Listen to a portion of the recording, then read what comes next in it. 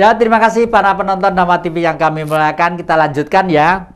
Suatu negara dimanapun pula, meskipun dia itu bisa membuat rudal, bisa membuat pesawat tolak-alik, bisa membuat satelit di ruang angkasa, entoh publikasi atau raut budaya untuk menampilkan kemajuan teknologi di bidang visualisasi gambar cerita dan lain sebagainya masih penting. Amerika itu terkenal karena apa? Karena Hollywood, ya toh. Dulu waktu yang sepuh-sepuh sejajar saya masih naik sepeda pancar dan sebagainya, kalau lihat layar gede itu, waduh, dor kuabeh wong ki lho, gawe topi koyok koboi, celana koboi ngisore wombo gitu. Itu pengaruh budaya. Cina itu siapa yang ngangkat ke permukaan? Jackie Chan ya. Dengan Jackie Chan di sana, dunia itu semua malah belajar silat, waduh wis mulai anak kecil-kecil. Artinya pengaruhnya sangat besar ya. Nah, terus Mas, tadi Saman mengatakan andai kata nanti kelihatannya kawan kita yang di grup spiritual itu mendapat lampu hijau dari Jakarta kalau nggak salah ya, karena ide-idenya tentang mengembangkan dan menggiatkan budaya tradisional sebagai fondamen kekuatan politik negara atau NKRI ini akan mendapat gayung bersambut yang istimewa. Apa kira-kira kalau nanti jenengan diserai juga untuk salah satu tim garap tentang teknis perfilman tentang Majapahit, Saman mengutamakan gepu-gepuan seperti yang diceritakan ketoprak atau dongeng-dongeng itu apa, atau belajar dari atau berangkat dari nilai kebenaran yang sebenar-benarnya. Jadi begini, saya sebelum menanggapi tentang sebuah film yang nanti akan saya garap, untuk membuat sebuah sejarah ini harus kita menilik tentang kebenaran. Jadi bukan sekedar kita menonjolkan sebuah tontonan, ya, tapi tuntunan, dan juga harus ada pertanggungjawaban moral bahwa sebuah film ini disuguhkan bukan hanya untuk mengkhianati, bukan hanya untuk pembodohan. Saya tidak menyebutkan sebuah judul film, ya, tapi banyak yang saya lihat produksi-produksi dari PH atau apapun itu mengesampingkan tentang adanya kebenaran itu sendiri. Sejarah dibuat komersil. Nah, ini juga bagaimana kembalinya adalah kesadaran daripada para sinias itu sendiri. Pertanggungjawaban moral, jiwa kepada bangsa dan diri dia sendiri. Jadi kalau nanti untuk menggarap sebuah film sejarah, hendaknya saya juga nuwun sewu kalau ada satu tekanan-tekanan dari produser atau intimidasi yang sebetulnya dalam nurani saya tidak suka, maka hal itu saya lepas. Ya. Begitu. Jadi kembali kepada kesadaran para sinias, kembali kepada adanya pengendalian daripada diri, jangan hanya memikirkan untuk keuntungan semata, tapi memikirkan juga daripada generasi. Kalau begitu benar ya, sahabat-sahabat kita yang dari Surabaya, yang juga mungkin nanti segmen selanjutnya juga akan bicara di depan Dhamma TV ini, beliau mulai bahwa manusia di dunia ini dan khususnya bangsa kita Indonesia, sehingga sampai begitu jauh lama-kelamaan itu misah dari alur sungai yang dari sumbernya yang awal, yaitu katakanlah sumber awal cita-cita kemerdekaan 17 Agustus 1945, katakanlah itu ya. Betul. Karena apa? Loh, lama-lama seperti bukan bangsa Indonesia seperti yang saya ceritakan. Jadi kalau beliau-beliau sekarang itu bergerak di bidang spiritual ya, lalu pesan mendirikan Persatuan Spiritual Nusantara untuk melandasi karakter supaya ya ilmuwan, ya seniman, ya dosen, ya guru, ya tukang parkir, ya tukang ojek, ya makelar, ya apapun yang ada di negeri ini mulai sadar akan jati dirinya yang berjiwa nasionalis sejati. Nanti penjenengan kira-kira gayung bersambut ya dengan itu ya. Saya kira ya. Saya tidak bilang mungkin, tapi iya. selama apapun yang dilakukan seperti yang saya ulangin ya, bahwa apapun yang kita lakukan selama berkarya, apapun itu, berkarya untuk sesama, berkarya di dalam sebuah pengabdian film, berkarya sebagai pengabdian seorang para pengkarya TV, ya. Kalau selama di dalam jalur rel kebenaran, maka saya paling hebat. Nah, para penonton Nopo TV yang kami muliakan, saya akan kembali ke ibu yang cantik itu, anak saya yang cantik, molek. Seperti SMA kelas 3 aja ya. Saking ditutup, coba dibuka. Waduh. Ya kapan-kapan aja kalau sudah di luar pandemi ini ya, kita tampilkan lagi lah Bu. Benar tadi itu mengatakan kalau nggak salah sekarang ini sudah seakan-akan sudah berbuat sesuatu, ya seorang suami, ya seorang ibu, ya seorang keluarga. Penyiar sebenarnya pernah nonton wayang kulit atau tidak, wayang Purwo itu, Dalang? Arjuna Bapak, sama Arjuna. pernah lihat lakon Arjuna yang punya 3 istri, Sembodro, Ken Dedes, Sama sebagai wanita cemburu pada gitu itu?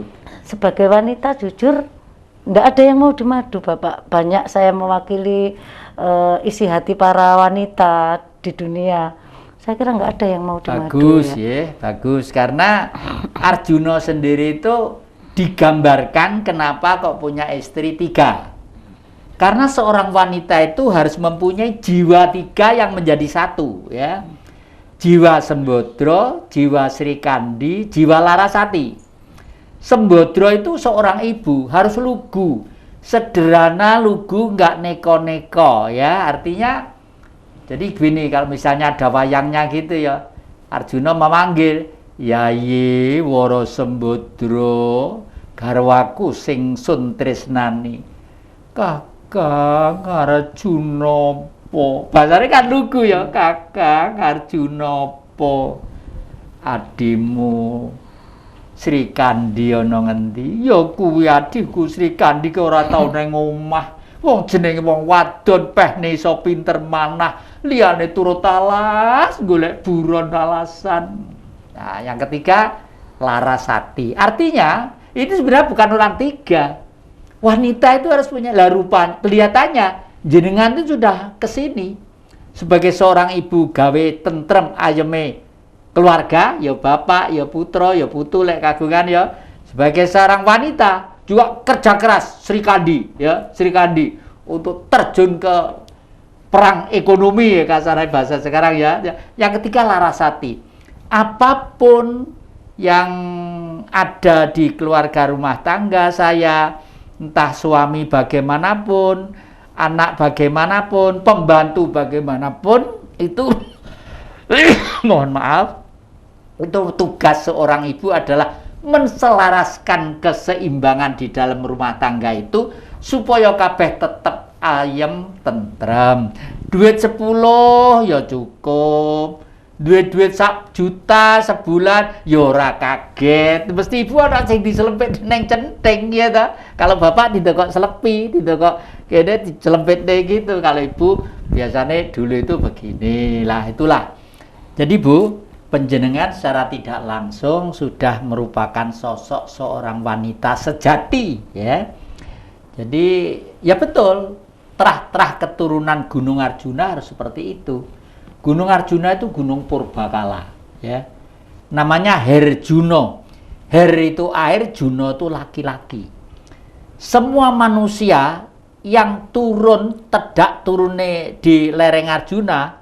Lereng Arjuna itu enggak kok Singosari atau Malang aja, enggak. Gunung Arjuna kan begini, di sini Kediri, ada Tulungagung, ada Jombang, ada Surabaya, ada Lawongan, ada itu lereng Arjuna ya.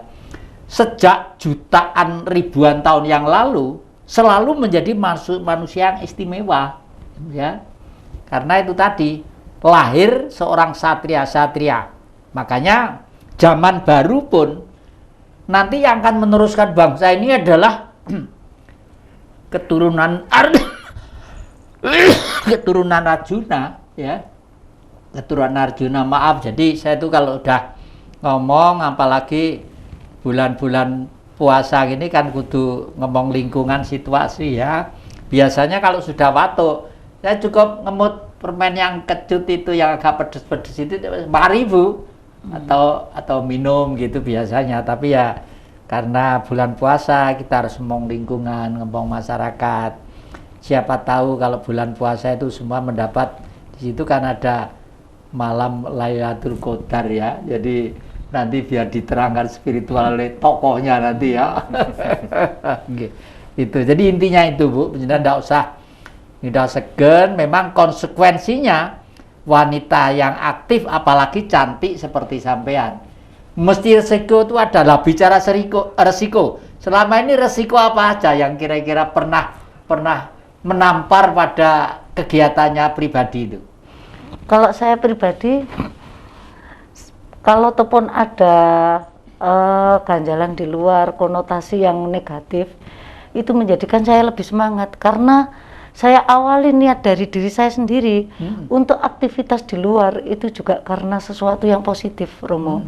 Satu, saya kepingin emansipasi Kartini itu ada di dalam diri wanita-wanita termasuk ibu-ibu, di mana caranya wanita bisa aktivitas di luar, mau berpolitik, mau membantu secara ekonomi, itu selalu berbasis punya jiwa yang berkepribadian budaya Nusantara, Romo. Dan kita selalu kepingin mandiri dalam ekonomi. Meskipun itu sebagai wanita, saya selalu menyeimbangkan antara yang di dalam rumah tangga kecil saya dan di luar, itu menjadikan sesuatu yang imbang. Di luar kita bisa berkreasi positif, di dalam keluarga selalu dalam kondisi yang aman. Bu, tak potong Bu. Kalau saya mendengarkan apa yang saya sampaikan A sampai Z tadi, sampean termasuk seorang tokoh. Apa suatu saat sampean itu tidak ada ide mencalonkan sebagai anggota DPRD tingkat daerah misalnya, atau apa gitu? Saat ini belum ada terbesit sedikit pun untuk menyalonkan, karena saya pribadi diterima masyarakat. Di sisa umur saya kepingin bersinergi dengan alam dan bermanfaat buat khalayak yang ramai. Bagus. Saya memang aktif di banyak-banyak ormas. Tujuan kami untuk menyuarakan aspirasi, terutama di dalam hal keperempuanan, dan sebagai wanita banyak mendengarkan suara-suara untuk seperti kekerasan wanita atau eksploitasi dan kekerasan anak. Itu yang menjadi sorotan kami. Dan di sosial-sosial lain seperti kondisi yang corona seperti ini, kita banyak berbagi, tentunya ngikuti program-program sosial di ormas-ormas yang lain, apalagi memasuki bulan suci Ramadan ini, Romo, banyak sekali kita ikut serta dalam berbagi, terutama berbagi takjil, ngikuti juga bakti sosial. Banyak yang saya ikuti di Pislop misalkan, di Yayasan Yayu Peduli, dan di sosial-sosial yang lain kami juga sering ikut andil di dalamnya, Romo. Ya itulah Bu, di dalam dunia kemasyarakatan dan dunia politik ada istilah pemimpin, ada istilah pimpinan. Siap. Kalau pimpinan belum tentu bisa berhasil karena pimpinan itu dipilih. Tapi kalau pemimpin meskipun tidak dipilih tetap tampil, karena ini berontaknya dari batin ini loh, kehendak batin harus tetap tampil. Kok akeh itu dibuang ke sana kemari ya wis tak anggap itu jamu lah gitu. Dan semua benar atau tidak, hitam atau putih itu sebenarnya adalah cuma warna yang, dan semua itu dari atas, artinya kudrat ya. Seperti jenengan diciptakan satu, wajahnya cantik, cerdas, dan aktif untuk bergaul, inisiatifnya juga banyak. Itu lalu timbul dalam istilah menjadi seorang pemimpin. Pemimpin itu belum tentu kalau punya jabatan ya. Artinya begitu terjun di masyarakat, kebetulan masyarakat itu seneng aja karena jiwa pemimpin itu sudah menyatu dalam dirinya gitu. Nah, ini seperti yang disampaikan oleh Mas Arya tadi itu tentang sosok Bung Karno ya. Bung Karno itu waktu kecil sinaunya itu di kakek saya, di mbah saya sana, karena bukunya itu suatu rumah itu banyak sekali, mulai gede, mulai gini, dan rumah di Istana Gebang tuh yang ngasih ya kakek saya, dan saya mulai kecil sampai purna terakhir itu ya hidup bersama beliau. Beliau itu tidak pernah merasa dirinya itu orang yang pinter, merasa dirinya itu orang yang waduh, itu loh RI 1, nggak pernah. Sangat sederhana ya. Dan percaya apa enggak, sampai yang terakhir setelah keluar dari istana itu pengen beli pecel satu pinco aja lo enggak punya duit. Aduh, tapi beliau itu sudah beberapa hari yang lalu, dan di Facebook ya saya utarakan supaya menjadi pelajaran umum bahwa hidup itu sebenarnya romantis. Istilah romantis itu adalah banyak suka duka yang harus kita rasakan sebagai satu normatif kehidupan yang lumrah ya. Para penonton Dhamma TV yang kami muliakan, jangan kemana-mana, nanti kita ulangi lagi hidup yang romantis itu yang bagaimana.